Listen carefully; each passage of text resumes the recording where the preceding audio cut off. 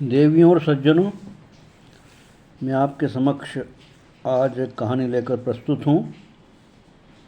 कहानी का शीर्षक है कल्याण कैसे होगा। कहानी इस प्रकार है। एक वैश्या थी। उसके मन में विचार आया कि मेरा कल्याण कैसे हो। अपने कल्याण के लिए वह साधुओं के पास गई। साधु ने कहा कि तुम साधुओं का संग करो, साधु त्यागी होते हैं, इसलिए उनकी सेवा करो तो कल्याण होगा। फिर उसने सोचा कहीं और चलें। फिर वह ब्राह्मणों के पास गई तो उन्होंने कहा कि साधु तो बनावटी हैं, पर हम जन्म से ही ब्राह्मण हैं। ब्राह्मण सबका गुरु होता है, तो तुम ब्राह्मणों की सेवा करो तो कल्याण होगा। उसने सोचा कहीं और चला जाए। इसके बाद वह सन्यासियों के पास गई तो उन्होंने कहा कि सन्यासी सब वर्णों का गुरु होता है, इसलिए उसकी सेवा करने से कल्याण होगा। उसने फिर सोचा कहीं और चला जाए। फिर वह वैरागियों के पास गई तो उन्होंने कहा कि वैरागी सबसे तेज होता है, अतः उसकी सेवा करो तो कल्याण होगा।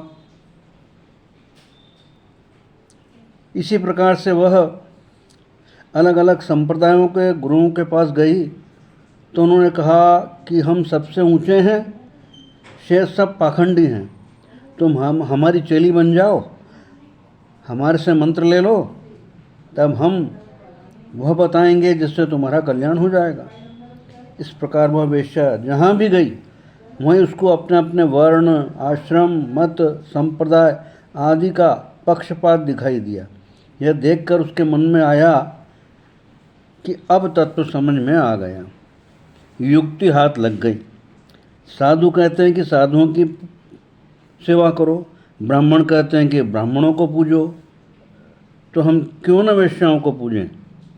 ऐसा विचार कर उसने वेश्या भोज कराने का विचार किया।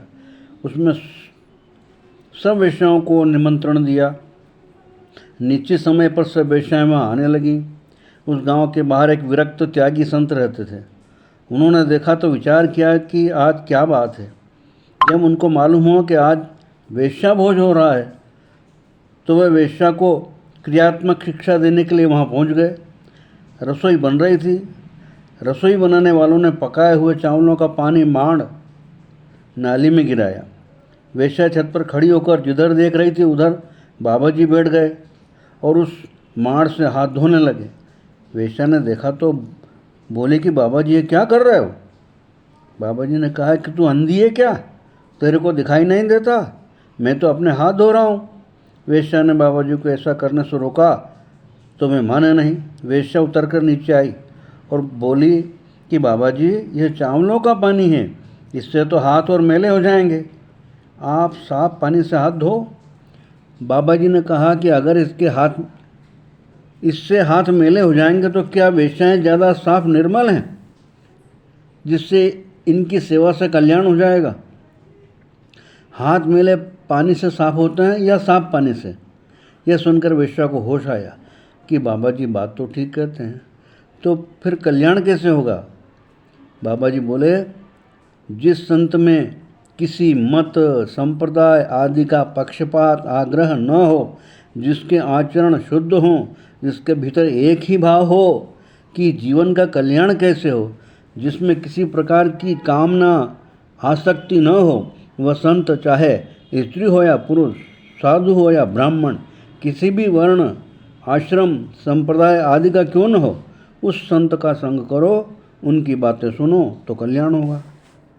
कहने का तात्पर्य यह हुआ कि जहाँ स्वार्थ और अभिमान होगा, भोग और संग्रह की इच्छा होगी, वहाँ आसुरी संपत्ति तो आएगी ही।